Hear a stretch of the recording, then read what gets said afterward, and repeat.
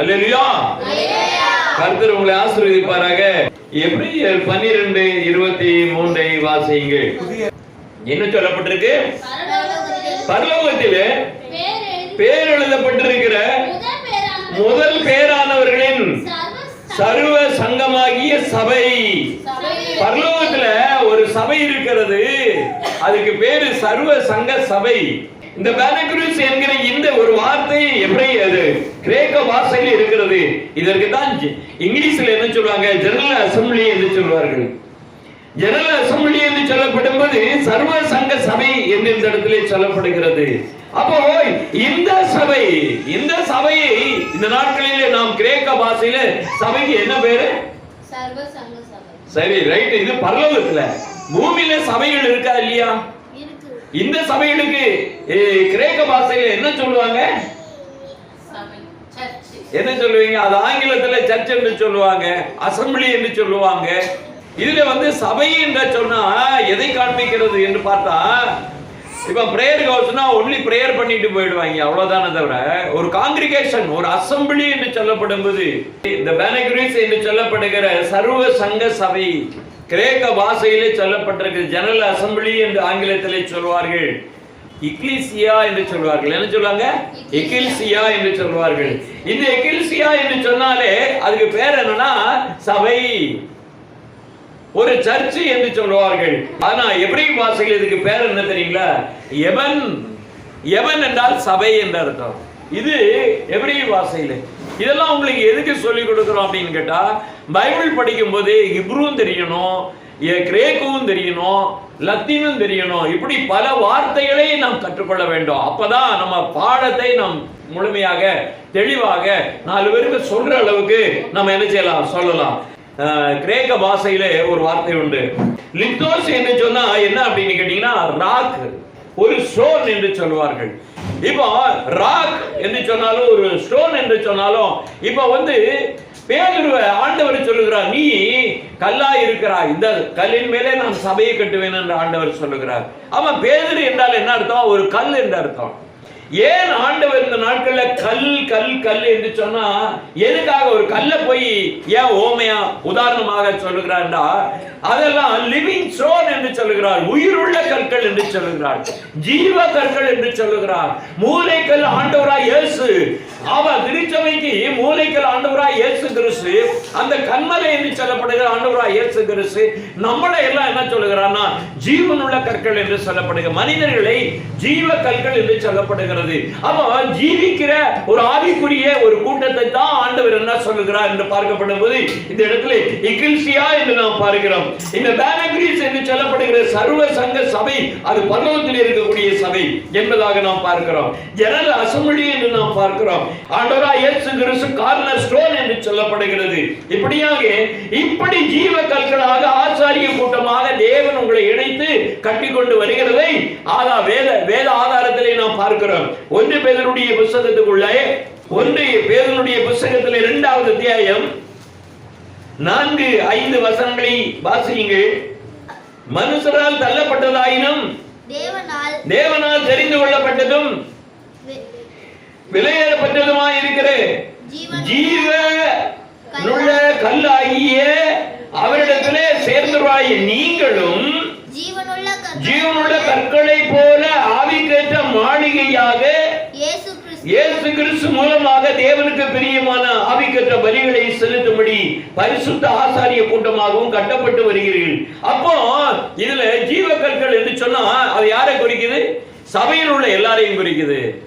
அவர் சபையில் உள்ள அந்த விசுவாசிகளை ஜீவ கற்களாக சொல்லப்படுகிறது. இப்ப கார்னர் ஸ்டோன், ஒரு வீட்டுக்கு வீடு கட்டும் போது கீழே என்ன பண்ணுவாங்க? கார்னர் ஸ்டோன், பெரிய கல்ல வைப்பாங்க.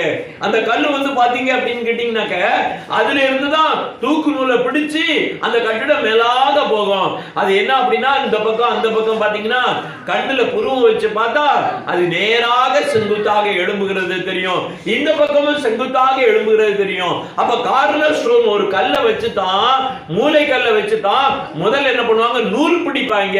இந்த பக்கம் நூலு, இந்த பக்கம் நூலு, இந்த பக்கம் நூலு, அளவுகோல்களை என்ன செய்வாங்க? வைத்து அதுக்கப்புறம் கட்டடத்தை ஒன்று போல எழுப்புவார்கள். அப்படியாக ஆவிக்குரிய ஒரு மாளிகை, அப்போ என்ன அர்த்தம்? ஆவிக்குரிய ஒரு வார்த்தை என்ன சொல்லுகிறது என்றால், மனிதர்களை ஆவிக்கேற்ற மாளிகை என்று சொல்லப்படுகிறது.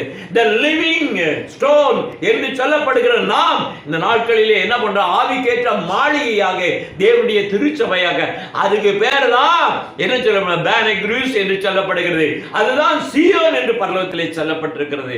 அந்த பரலோகத்தினுடைய சீயோனுக்காக, சீயோனிலே நான் மூலைக்கல்லை வைத்திருக்கிறேன், அதை விசுவாசிக்கிறவன் பதறான் என்று ஆண்டவர் சொல்லுகிறார். இவ்விதமாக அந்த இடத்துல நீங்க இருக்கிறீங்க. இதை எபேசியருடைய புத்தகத்திலே நாம் வாசிக்கப்படும்போது 2வது அத்தியாயம் 20 இருந்து வாசிங்க.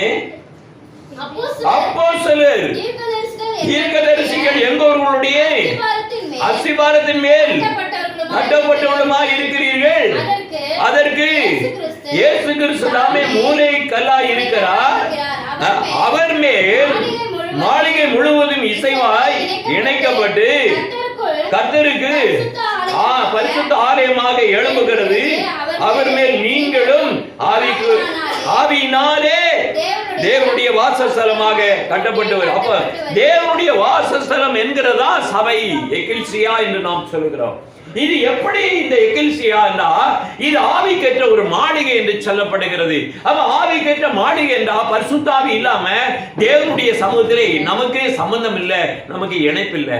அப்ப தேவனுடைய ஆலயம் என்கிறது கட்டப்படுகிறது என்றால் தேவ ஆவியினாலதான் கட்டப்படுகிறது. தேவ ஆவி இல்லாம நம்ம நினைச்ச முடியாது, பரிசுத்த ஆலயமாக நாம் கட்டப்பட முடியாது. அப்ப பரிசுத்த ஆவி தான் வேணும். பரிசுத்த ஆவி இல்லாம தேவனுடைய ஆலயம் எழும்பாது, கட்டப்பட முடியாது. அது அந்த கட்டடமானது எங்க வருகிறது? அஸ்திபாரமான ஒரு காரியம். அப்போஸ்தலர் தீர்க்கதரிசி என்பவருடைய அஸ்திபாரம் என்று சொல்லப்பட்டிருக்கு. நல்லா தெரிந்து கொள்ளணும். அப்போஸ்தலருடைய உபதேசம், தீர்க்க தரிசன வசனத்துடைய உபதேசங்களிலே இந்த திருச்சபை கட்டப்பட்டு வருகிறது. இன்னைக்கு அவங்க ஏதோ அஸ்திபாரத்தை போட்டு கட்டுறாங்க. அப்படிப்பட்ட சபை, அப்படிப்பட்ட உபதேசங்கள் பரலோகத்திற்கு போகாது. அது கர்த்தருடைய சபையாக இருக்காது. உபதேசம் என்று சொல்லப்படும் போது அப்போஸ்தலருடைய உபதேசம், தீர்க்கதரிசி உபதேசத்திலே கிறிஸ்து இயேசுவினுடைய ஆவியினாலே அந்த மாளிகை கட்டப்பட்டு வருகிறது. நல்லா கவனிக்கணும். அதுதான் ஒரிஜினலான தேவனுடைய ஆவிக்குரிய சபை. அதுதான் சீயோன். அதுதான் என்ன பண்ணப்பட்ட ஆவிக்கேற்ற மாளிகை, தேவனுடைய கூடாரம் என்று நாம் பார்க்கிறோம். அதுதான் தேவனுடைய திருச்சபை என்று பார்க்கிறோம். இந்த உலகத்தில் கிறிஸ்து இயேசு கட்டுகிற சபையினுடைய பெயர் இதுதான். உலகத்துல நிறைய ஸ்தாபனங்கள், நிறைய சபைகள் இருக்கும். ஆனா கிறிஸ்து இயேசு ராஜா கட்டுகிற சபை என்று பார்த்தாலே அது அந்த எக்கில்சியா என்று பார்க்கப்படும் போது அது பேனக்ரூஸ் என்று நாம் பார்க்கிறோம், சீயோன் என்று பார்க்கிறோம். தமிழ்ல சொல்லப்பட்ட சர்வ சங்க சபை. பரலோகத்திலே அந்த சபை இருக்கிறது. அதுல என்ன அப்படின்னு கேட்டீங்கன்னா, பரலோகத்திலே பேர் எழுதப்பட்டவர்கள். அப்போ என்ன அப்படின்னா, அட்ரஸ் இல்லாதவங்க அங்க இல்ல. இந்த தேசத்துல ஆதார் ஐடியை கொடுக்குறான், ஓட்டர் ஐடியை கொடுக்குறான், ஏதோ ஐடி கார்டெல்லாம் கொடுக்குறாங்க. இந்த மாதிரி இருக்கிறாங்கன்னா பரலோகத்தில் ஆண்டவர் என்ன சொன்னார்? அங்கே பேர் எழுதப்பட்டவர்கள் அங்க பட்டியலில் இருக்காங்க. அவங்களுக்கு ஆதாரம் இருக்கிறது. பரலோகத்தினுடைய சபை மக்களுக்கு, திருச்சபையினுடைய மக்களுக்கு பரலோகத்திலே பேர் எழுதப்பட்டிருக்கிறது. பேர் எழுதப்பட்டவர்கள் தான் அந்த சபையில் இருக்க முடியும். எல்லாரும் அதுல இருக்க முடியாது என்பதை நாம் பார்க்க வேண்டும். இது ஆவிக்குரிய சபையை குறித்து நான் பேசுகிறேன். கிறிஸ்து இயேசு ராஜா கட்டுகிற திருச்சபையை குறித்து நான் பேசுகிறேன். சர்வசங்க சபையை குறித்து நான் பேசுகிறேன். சீயோன் என்கிறது ஒரு ஜனக்கூட்டத்தை ஆண்டவர் சொல்லுகிறார். இந்த இடத்துல நீங்க ஒரு காரியத்தை நீங்க பார்க்கணும். இந்த லித்தோஸ் என்று சொல்லப்படுகிற கிரேக்க பாஷையிலே ராக் என்று சொல்வார்கள், ஸ்டோன் என்று சொல்வார்கள். ஆனா ஆண்டவர் சொல்லுகிற ஒரு இடத்துல நீங்க கவனிக்கணும், நிறைய பேருக்கு புரியாம இருக்கு இந்த உலகத்துல. அது என்ன என்று பார்த்தா, லூக்காவுடைய புத்தகம் 3வது அத்தியாயத்தில் 9வது வசனம், மனம் திரும்புதலுக்கு ஏற்ற கனிகளை கொடுங்கள். ஆபிரகாம் எங்கள் தகப்பன் என்று உங்களுக்குள்ளே சொல்லிக் கொள்ளாதீர்கள்.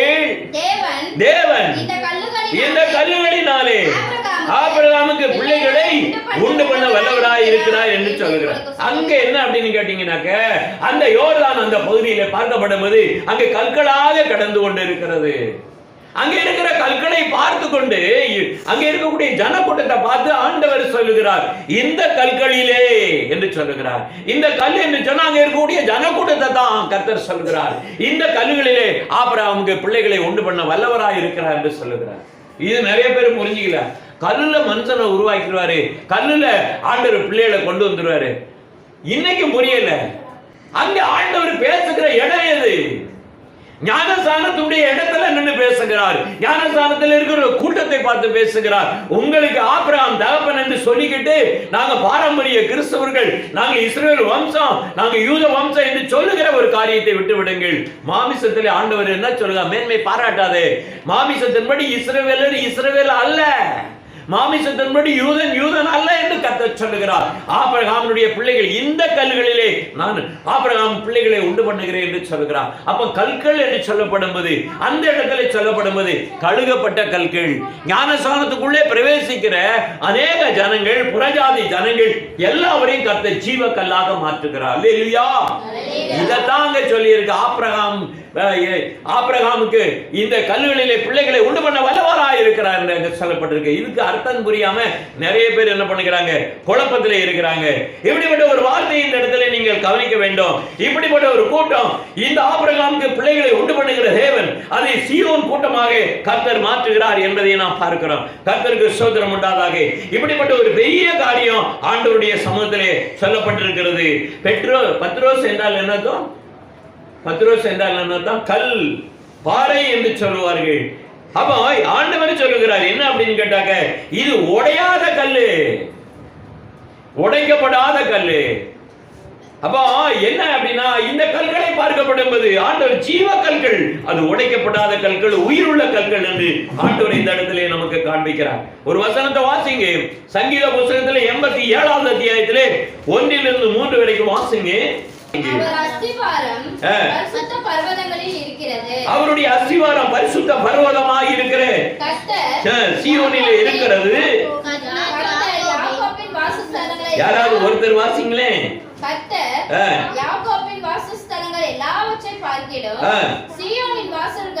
ஆண்டவர் சொல்லுகிறார், கர்த்தர் யாக்கோபின் வாசஸ்தலங்களில் எல்லாவற்றையும் பார்க்கலாம், சீயோனுடைய வாசல்களில் பிரியமாய் இருக்கிறார். தேவனுடைய நகரம் என்று சொல்லப்படுகிறது. இதை குறித்து மகிமையான விசேஷங்கள் வசனிக்கப்படும். அப்ப உலகத்துல வந்து சீயோனை குறித்து அதிகமாய் பேசப்படும், உலகத்துல எருசலேமை குறித்து அதிகமாய் பேசப்படும், கிறிஸ்துவுடைய சபையை குறித்து அதிகமாய் பேசப்படும், ஆண்டவர் திருச்சபையை குறித்து அதிகமாய் பேசப்படும், சீயோனை குறித்து வசனிக்கப்படும் என்றால் பிரஸ்தாபிக்கப்படும் என்கிற ஒரு காரியத்தை இந்த இடத்துல நான் பார்க்கிறோம். 5வது வசனத்தை வாசிங்க. சீயோனை குறித்து இன்னான் இதிலே பிறந்தான் என்று சொல்லப்படும். அப்போ என்ன அர்த்தம்? ஆண்டவர் ஜீவனுள்ள மாளிகையாக கட்டப்படுகிற பரலோகத்துடைய திருச்சபையிலே யார் பிறந்தார்கள் என்பதை கர்த்தர் உறுதிப்படுத்துகிறார். யார் பிறந்தார்கள் என்பதை பேர் லிஸ்ட் அவர் கையில இருக்குது. அப்ப அவர் கையில பேர் லிஸ்ட்ல இல்லைன்னா பரலோகத்துக்கு போகவே முடியாது. எல்லாரும் நினைச்சுக்கிட்டு இருக்காங்க, பேர் எழுதப்பட்டவன் அங்க போவான், பேர் எழுதப்பட்டவன் அங்க போக முடியாது. அதுக்கு தான் மோசே கதறாரு. என்ன பண்றாரு அப்படின்னா, ஆண்டவரே இந்த ஜனத்துக்காக நான் பரிந்து வைக்கிறேன், இந்த ஜனத்துக்காக நான் மன்றாடுகிறேன், இந்த ஜனத்தை ரட்சியும் ஆண்டவரே, இந்த ஜனங்களை தள்ளாதிரும், நீர் இரக்கமுள்ளவர் என்று சொல்லி அதுக்கப்புறம் என்ன சொல்றாருன்னா, என் பேரை வேணா கிரிக்கிறோம், அவங்க பேரெல்லாம் சேர்த்துக்கிறோம் அப்படின்னு சொல்லி மோசேயினுடைய ஜெபம் அப்படியாக இருந்தது. ஒரு ஊழியக்காரன், ஒரு தீர்க்கதரிசி ஆண்டுடைய சமூகத்தில் பேசுகிறது ஆண்டவர் நிச்சயம் கேட்பாரு. மோசேக்கு தெரியும் நம்ம சொல்லுகிறதை ஆண்டவர் கேட்பார் என்று சொல்லிதான் அவர் மண்டாட்டை அங்கே வைத்திருக்கிறார். அப்படியாக அந்த ஜனத்திற்கு ஆண்டவர் என்ன செய்கிறார்னா மீண்டுமாக இரக்கத்தை கொடுக்கிறார். அவர்களை என்ன கர்த்தர் தம்முடைய சமூகத்திலே சேர்த்துக் கொள்கிறார். ஒரு காரியத்தை நன்றாக புரிந்து கொள்ள வேண்டும். ஆண்டுடைய பரலோகத்திலே சீயோனுடைய சபைக்கு மெம்பரா இருக்கிறவங்க முதல் பலன் ஆவதற்கு ஆண்டவர் சொல்கிற வார்த்தையை நாம் கவனிப்போம். யாக்கோபுடைய புத்தகம் 1வது அத்தியாயம் 18வது வசனத்தை வாசிங்க. அவர் சித்தம் கொண்டு, அவர் விருப்பம் கொண்டு, அவர் சிநேகம் கொண்டு, அவர் அன்பு கொண்டு தம்முடைய சிருஷ்டிகளில் நாம் முதல் பலன் ஆவதற்கு அவர் சத்திய வசனத்தினாலே ஜெனிப்பித்தார். இன்னைக்கு நீங்க வசனத்தை கேட்கிறீங்க, இந்த வார்த்தையினாலதான் உங்களை ஜெனிப்பிக்கிறார். இந்த வார்த்தையை கொண்டுதான் உங்களை உருவாக்குகிறார். ஒவ்வொரு சத்தியத்தை கேட்டு கேட்டுதான் உங்களை உருவாக்கி கொண்டிருக்கிறார். சத்திய வசனத்தை கேட்காம சத்தியம் தெரியாம உங்களை உருவாக்க முடியாது. ஆண்டவர் இந்த இடத்துல சொல்ல சத்திய வசனத்தினாலே உங்களை ஜெனிப்பித்தார். அப்ப ஆண்டவர் தேவ வசனத்தினாலே உங்களை உருவாக்கணும். அப்ப பைபிள் ஸ்டடி அவசியமா? அப்ப வேத பாடகம் அவசியம் தானே? இப்போ இதன் மூலமாக தான் கர்த்தர் உங்களை உருவாக்குகிறார். ஏன் அப்படின்னு கேட்டா, சீயோன் வந்து நீதியிலும் நியாயத்திலும் தேவ வசனத்திலும் சத்தியத்திலும் நிரப்பப்பட்டு இருக்குமா. முதல் பலன் ஆவதற்கு தேவன் என்ன பண்ணார்? சத்திய வசனத்தினாலே அவர்களை ஜெனிப்பித்தார் என்று நாம் பார்க்கிறோம். கர்த்தருடைய வார்த்தை இல்லாமல், ஆண்டவருடைய வார்த்தை இல்லாமல் நாம் என்ன பண்ண முடியாது? நாம் உருவாக முடியாது என்பதா பார்க்கிறோம். உங்களுக்கு நல்லா தெரியும், ஆண்டவர் என்ன அப்படின்னா, தேவனுடைய வித்து யாருக்குள்ள இருக்குதா? ஆண்டவருடைய வார்த்தை என்கிற வித்து யாருக்குள்ள இருக்குது? நமக்குள்ளே இருக்கிறது. அப்ப தேவனுடைய வித்தை பூமியில ஒரு விதையை போட்டா பூமி முளைக்குதா இல்லையா? விளைக்குது இல்ல? அப்ப தேவனுடைய வார்த்தை உங்களுக்குள்ள போட்டாச்சுன்னா அந்த வார்த்தை என்ன செய்யும்? உங்களுக்குள்ள என்ன செய்யும்? பலன் கொடுக்கும், உங்களுக்குள்ளே உருவாகும். அதைத்தான் அங்கிட்ட சொல்ல, சத்திய வசனத்தினாலே கர்த்தர் உங்களை ஜெனிப்பித்தார். அல்லேலூயா. வேதத்தை கற்றுக்கொள்ளுகிற தேவனுடைய பிள்ளைகளே, தேவனுடைய வார்த்தையினாலதான் நீங்க என்ன பண்றீங்க? நீங்க என்ன செய்கிறீங்க? ஜெனிப்பிக்கப்பட்டிருக்கிறீங்க, உருவாகுறீங்க என்று ஆண்டவர் சொல்லுகிறதை இந்த இடத்துல நாம் பார்க்கிறோம். இந்த முதல் பலன்கள் என்று நாம் பார்க்கப்படுவது, ஆண்டவர் இந்த திருச்சபையை ஆண்டவர் தான் கட்டுகிறார், ஆண்டவர் தான் உருவாக்குகிறார். அவருடைய திருச்சபையை அவர் தான் கட்டுகிறார். இது மனிதனால் கட்டப்படுகிற கூடாரம் அல்ல, மனிதனால் ஏற்படுத்துகிற பெரிய பெரிய மாளிகை போன்ற அரண்மனையை போன்ற கட்டடம் அல்ல. ஆண்டவராய் இயேசு கிறிஸ்து கட்டி அதை உருவாக்குகிற அந்த ஆலயமாக இருக்கிறது. 102வது சங்கீதத்திலே 15வது வசனத்தை வாசியுங்கள். கர்த்தர் சீயோனை கட்டுகிறார், தன்னுடைய மகிமையில வெளிப்படுகிறார். அப்ப சீயோனை யாரு கட்டுகிறார்? கர்த்தர். அப்ப எக்கில்சியா என்று சொல்லப்படுகிற திருச்சபையே, மேனகுரிஸ் என்று சொல்லுகிற கர்த்தருடைய பேரை, அந்த பரலோகத்துடைய சபையை யார் கட்டுறா? இயேசு கிறிஸ்து கட்டுகிறார், கிறிஸ்து கட்டுகிறார். அந்த சபையை ஆண்டவர் கட்டி எதுல வெளிப்படுகிறாரு? அந்த சபை அதுக்குள்ளே வெளிப்படுகிறார். அப்ப சீயோனை கட்டி ஆண்டவர் தீயோனை கட்டி தமது மகிமையிலே வெளிப்படுகிறார் என்று சொல்லப்படுகிறது. 18வது வசனத்தை வாசிங்க. பின் சந்ததிக்காக இது எழுதப்படும், சிருஷ்டிக்கப்படும் ஜனம் கர்த்தரை துதிக்கும். பின் சந்ததிகளுக்காக இது சொல்லப்பட்டிருக்கிறது. ஆனா சிருஷ்டிக்கப்படும் ஜனம், சிருஷ்டிக்கப்படும் ஜனம் எந்த ஜனம்? சிருஷ்டிக்கப்படும் ஜனம் யாரு? உலகத்தில் உள்ள ஜனம் கிடையாது. வேத வார்த்தையினாலே ஜெனிப்பிக்கிறாரே, கர்த்தருடைய போதனையினாலே உருவாக்கக்கூடிய திருச்சபை மக்களை, அதான் சிருஷ்டிக்கப்படும் ஜனம். கர்த்தருடைய வார்த்தையை அறிந்து கொண்டு புரிந்து கொண்டு அவருடைய மகிமை தேவன் என்பதை உணர்ந்து அவர்கள் தான் என்ன பண்ணுவாங்க அப்படின்னு கேட்டா, அந்த திருச்சபையிலே ஆண்டவர் சொல்கிறார், அந்த ஜனத்திற்காக இது சொல்லப்படுகிறது. அவர்கள் துதிக்கு ஆண்டவருடைய சமூகத்தில் என்ன பண்ணுவாங்க? அவர்கள் துதியை சொல்லி வருகிற ஜனம், ஆண்டவரை பாடி மகிமைப்படுத்துகிற கூட்டம், ஆண்டவர் எப்பொழுதும் கம்பீரமாய் பாடுகிற கூட்டம், எப்பொழுதும் இசைகளோடு இருக்கிற ஜனங்களாக இருக்கிறார். கர்த்தரை எப்பொழுதும் பாடுகிற மன்றாடுகிற அப்படிப்பட்ட கூட்டமாக இருக்கிறார்கள். அந்த ஜனம், அந்த சிருஷ்டிக்கப்படும் ஜனம் தான் கர்த்தரை துதிக்கும், கர்த்தரை சேவிக்கும். அவைகள் தான் என்ன பண்ணுவோம்? பின் ஜனங்களுக்கு, பின் சந்ததிகளுக்கு அந்த வார்த்தைகளை கொண்டு செல்வார்கள், அந்த சத்தியத்தை கொண்டு செல்வார்கள். இதெல்லாம் எல்லாருக்கும் புரியாது. இதயத்துல நம்ம சொல்லுவோம், காதுல விழும், ஆனா எல்லாருடைய இதயத்துல இது போகாது. இது ஆவிக்குரிய மெய்யான சத்தியம். ஆண்டவர் சொல்கிற ஒரு வார்த்தை கவனிங்க. ஏசாயாவுடைய புத்தகத்திலே 9வது அத்தியாயம் 18வது வசனத்தை வாசிங்க. ஏசாயா 9:18 வாசிங்க. இதோ நானும் கர்த்தர் எனக்கு கொடுத்த பிள்ளைகளும் சீயோன் பர்வதத்திலே வாசமாய் இருக்கிற சேனைகளின் கர்த்தாவே, இஸ்ரவேலில் அடையாளங்களும் அற்புதங்களுமாய் இருக்கிறான். ஆண்டவருடைய திருச்சனம் எப்படி இருப்பாங்க?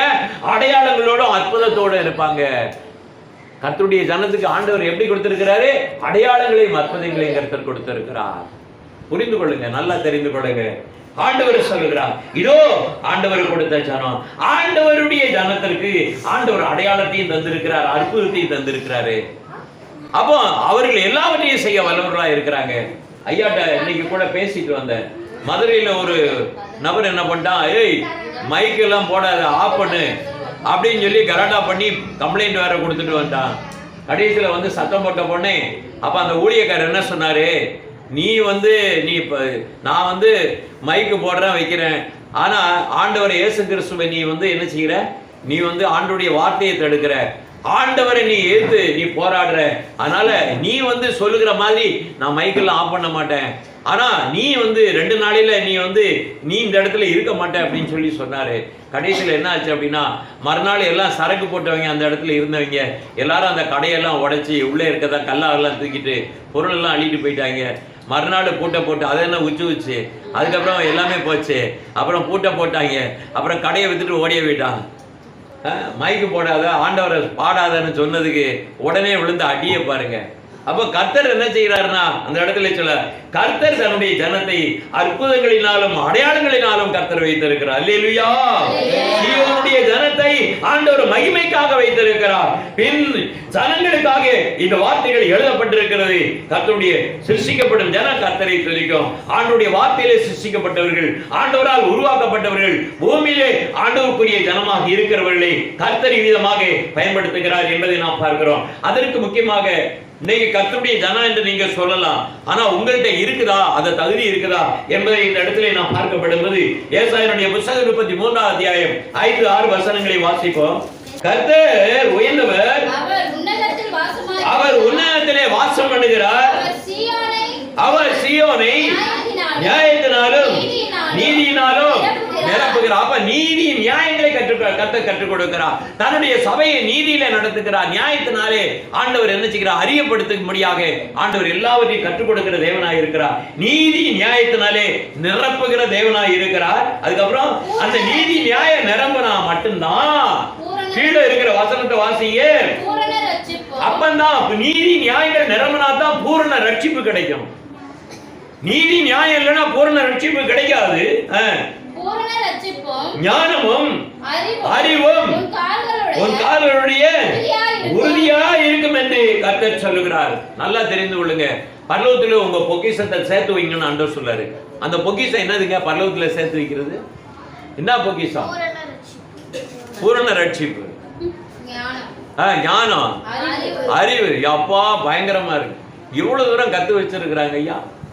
இவங்கெல்லாம் பெரிய டீச்சரா இருக்க வேண்டியவங்க இங்க வந்திருக்கிறாங்க. கொலேசியர் 2ஆம் அத்தியாயம் 3ஆவது வசனத்தை வாசிங்க. கொலேசியர் 2:3 வாசிங்க. அவருக்குள் ஞானம், அறிவு என்பவைகளாகிய பொக்கிஷங்கள் அடங்கியிருக்கு. அப்ப தேவனுடைய பொக்கிஷம், பரலோகத்தில் உள்ள பொக்கிஷம் என்ன? என்ன பொக்கிஷமா? வெள்ளி, பொண்ணு, டாலரு, இந்தியா ரூபி, அப்புறம் சொத்து பத்து, இதா சொல்லி இருக்குது. அங்க என்ன சொல்லிருக்கு? ஞானம், அறிவு, தேவனை பற்றிய ஞானம், அறிவு, நீதி, நியாயம் எல்லாமே நமக்குள்ள இருக்கும்போது பூரண ரட்சிப்பை கர்த்தர் கொடுக்கிறார். இந்த இதுதான் பரலோகத்தினுடைய பொக்கிஷம். பரலோகத்துக்கு போகக்கூடிய பொக்கிஷம், பரலோகத்தில் சேர்த்து வைக்கிற பொக்கிஷம் என்னன்னா, இங்க வேதத்தை நன்றாக கற்றுக்கொண்டு, நீதி நியாயங்களை கற்றுக்கொண்டு, அறிவு ஆற்றலை கற்றுக்கொண்டு, அதை தான் ஆண்டவர் சொல்கிறார். மெய்யான தேவனையும் நீர் அனுப்பின இயேசு கிறிஸ்துவை அறிகிற அறிவே நித்திய ஜீவன் என்று சொல்லப்பட்டிருக்கு. இயேசுவை அறிகிற அறிவு, ஞானம் இருந்தா தான் பரலோகம், சொர்க்கம் இதுதான் சொல்லப்பட்டிருக்கு. அந்த ஆண்டவரை அறிகிற அறிவை கர்த்தர் நமக்கு கற்றுக் கொடுத்திருக்கிறார். அதுதான் நமக்கு பூரண ரட்சிப்பை கொடுத்து கொண்டு இருக்குது. அதை நாம் பெற்றுக்கொள்ளும்படியாக தான் இந்த நேரத்தை நம்ம பயன்படுத்தி கொண்டு இருக்கிறோம். ஐயோ எனக்கு தண்ணி வரலையே, ஐயோ தண்ணி வந்துருமே, நான் சீக்கிரம் ஓடணுமே, அப்ப ஞானம், அறிவு எல்லாமே வேண்டாமே அப்படின்னு சொல்ல முடியும். எனக்கு தண்ணி தான் வேணும். கர்த்தருக்கு ஸ்தோத்திரம், சீக்கிரம் அனுப்பிச்சிருவோம் ஆண்டவர் சொல்லுகிறார். சங்க ஏசாயா புத்தகம் 43:21 வாசிங்க. இந்த ஜனத்தை எனக்கென்று ஏற்படுத்தினேன், இவர்கள் என் துதியை சொல்லி வருவார்கள். எந்த ஜனத்தை? இவர்கள் என் துதியை சொல்லி வருவார்கள். அப்ப ஆண்டவருக்கு அடையாளமாக, சாட்சியாக நீங்கள் விளங்க வேண்டும். என் துதியை சொல்லி வருகிற என் ஜனம் என்று ஆண்டவர் சொல்லுகிறார். அவருக்கு சொந்த ஜனமா இருக்கிறாங்கன்னா ஆண்டவரை குறித்ததான செய்திகளை கொண்டு செல்வார்கள், அநேகர்களுக்கு சொல்லுவாங்க என்பதாக அவர்கள் என் துதியை சொல்லுவாங்க என்று ஆண்டவர் சொல்லுகிறார். ஒரு விஷயத்தை நல்லா தெரிந்து கொள்ள வேண்டும். ஆண்டவர் எல்லாரையும் ஆண்டவர் எடுத்துக்கொள்ளுகிறது இல்லை. சங்கீத புத்தகத்திலே 4ஆவது அத்தியாயத்திலே 3ஆவது வசனத்தை வாசிங்க. பக்தி உள்ளவனை கர்த்தர் தமக்காக தெரிந்து கொண்டார். பக்தி இருந்தா தான் ஆண்டவர் தெரிந்து கொள்வார். பக்தி இல்லாதவனெல்லாம் ஆண்டவர் சேர்க்க மாட்டார். எந்த ஜாதி ஜனத்திலையும் பக்தி இருந்தாலும் சரி, அவன் ஆண்டவர் கடைசியில மாத்திடுவார். அவருக்காக அவருடைய சொந்த ஜனமாக மாத்தி கொள்ளுவார். அல்லேலூயா. இன்னைக்கு நிறைய பேர் அங்கெல்லாம் நிறைய ஜனங்கள் இருப்பாங்க, ஆண்டவர் அறியாம இருக்கும். ஆனா உண்மையா பக்தியா இருக்கணும் அப்படின்னு நினைக்கிற நிறைய ஜனம் இருக்குல்ல, அவங்கள்ட்ட நீங்க போய் பேசுங்க. அந்த பக்தியானவர்கள் நிச்சயமா இயேசு கிறிஸ்துவை ஏற்றுக்கொள்வாங்க. அவங்க அன்புள்ளவங்களா இருப்பாங்க. பக்தி இருக்கிறவன் அன்பு இருக்கும். அன்புள்ளவன் தேவனை அறிந்து கொள்வான். அவன்கிட்ட போய் நீங்க சொல்லுங்க, கட்டாயம் மாறிடுவாங்க. ஆனா உலகத்துல இருக்கிற கூட்டம் என்ன பண்ணுதுன்னா, ஏசாயா 29:13 இந்த உலகத்துல அநேக ஜனம் இருக்கு, தங்கள் வாயினாலே அறிக்கை பண்ணுவாங்க, வாயினாலே ஆராதனை பண்ணுவாங்க, வாயினாலே என்ன பெரிய பகிரங்கப்படுத்துவாங்க. நாங்க இப்படிப்பட்டவர்கள், நாங்கள் அப்படிப்பட்டவர்கள், நாங்க உபவாச கூட்டம் வச்சிருக்கோம், நாங்க என்ன பண்ண எழுப்புதல் கூட்டம் வச்சிருக்கிறோம், நாங்க அந்த கூட்டம் வச்சிருக்கோம், நாங்க ஜெப கூட்டம் வச்சிருக்கோம், நாங்க அமாவாசை கூட்டம் வச்சிருக்கோம், நாங்க அப்புறம் என்ன பண்ணுவாங்க யூத் மீட்டிங் வச்சிருக்காங்க. நாங்க என்ன பண்ணுவோம், நாங்க மியூசிக் இன்னிசை கூட்டம் வச்சிருக்கிறோம், எல்லாத்தையும் வைப்பாங்க. ஆனா வாயினால கனம் பண்ணுவாங்க. சத்தியம் இருக்காது, நீதி இருக்காது, நியாயம் இருக்காது, கர்த்தரை பற்றி அறிவு இருக்காது, ஞானம் இருக்காது, பைபிள் ஸ்டடி இருக்காது, வேதத்துடைய மகத்துவம் தெரியாது. இவர்களை ஆண்டவர் என்ன சொல்ல, இவ வாயில தான் கனம் பண்ணுவாங்க அப்படி என்று சொல்லுகிறார். அந்த வசனத்தை வாசிங்கள். ஏசாயாவுடைய இவர்கள் தங்கள் வாயினாலே கனம் பண்ணுகிறார்கள் என்று அங்கே சொல்லப்பட்டிருக்கிறது. இந்த வாயில கனம் பண்ணுகிறவங்க ஆண்டவருடைய பிள்ளையாக இருக்க முடியாது, ஆண்டவருடைய ஜனமாக இருக்க முடியாது. ஏன் என்று பார்க்கப்படும்போது அவர்கள் பொய் பேசுகிற ஜனம் என்று வேதம் சொல்லுகிறது.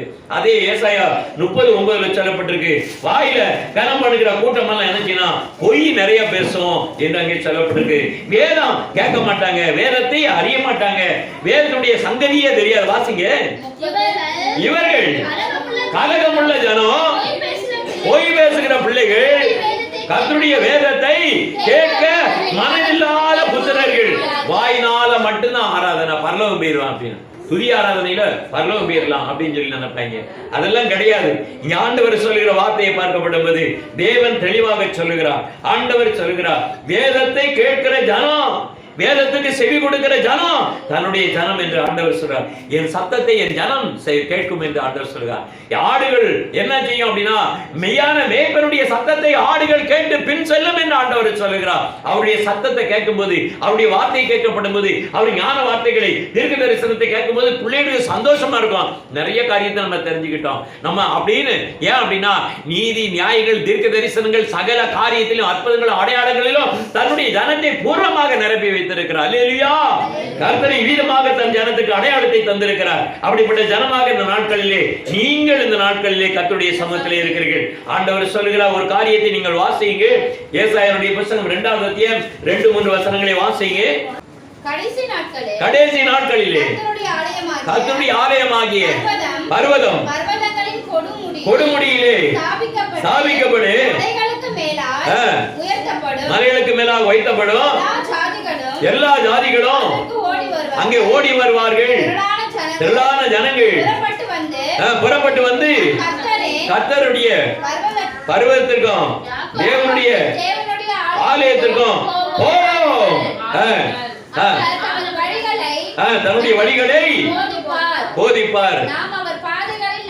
நடப்போம், ஏனெனில் சீயோனிலிருந்து வேதமும் எருசலேமிலிருந்து வசனமும் வெளிப்படும், எல்லா ஜாதிகளுக்கும் ஓடி வருவாள் என்று கர்த்தர் சொல்லுகிறார். அப்ப எங்க தேவனுடைய வசனம் இருக்குது, எங்க ஆண்டவருடைய வார்த்தை, நீதி நியாயங்கள், உண்மை சத்தியம் எங்க இருக்குதோ அங்க என்ன சொல்லுவாங்க, திரளான ஜனம் தேடிக்கொண்டு வருவார்கள். கர்த்தரை நேசிக்கிற அநேக ஜனம், தேவனுடைய வசனத்தை நேசிக்கிற அநேக ஜனம், தேடுகிறவர்கள் அநேகர்கள் அங்க வருவாங்க என்று கர்த்தர் சொல்லுகிறார்.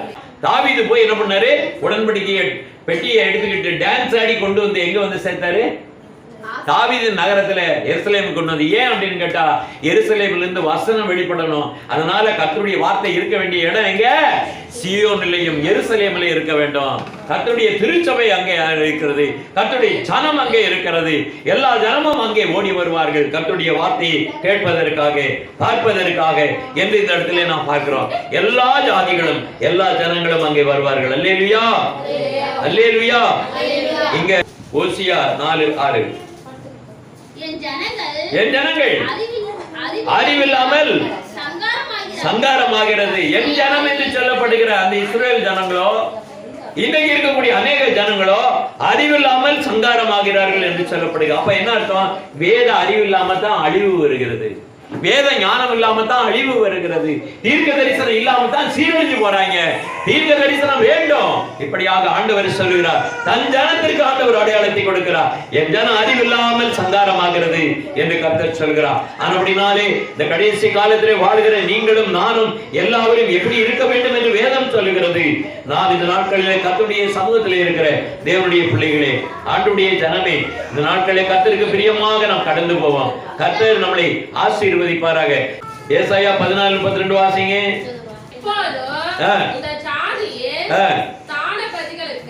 அம்மா, ஏசாயா 14:32.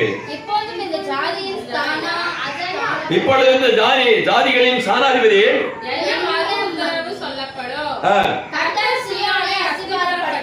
கர்த்தர் சீயோனை அஸ்திபாரப்படுத்தினார்.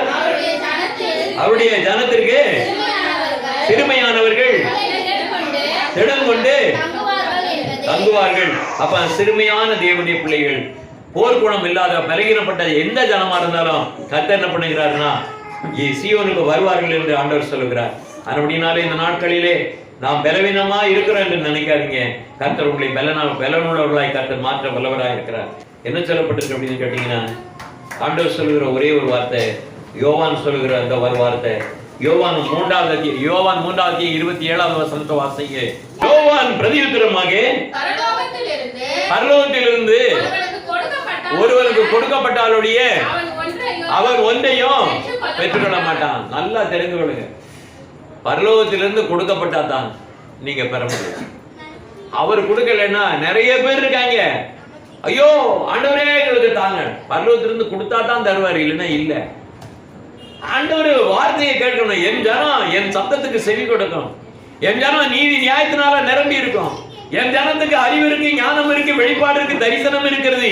என் ஜனத்திற்கு ஆண்டவருடைய ஆவி இருக்கிறது. அந்த ஆவியானவர்களை வழிநடத்துகிறார். அல்லேலூயா.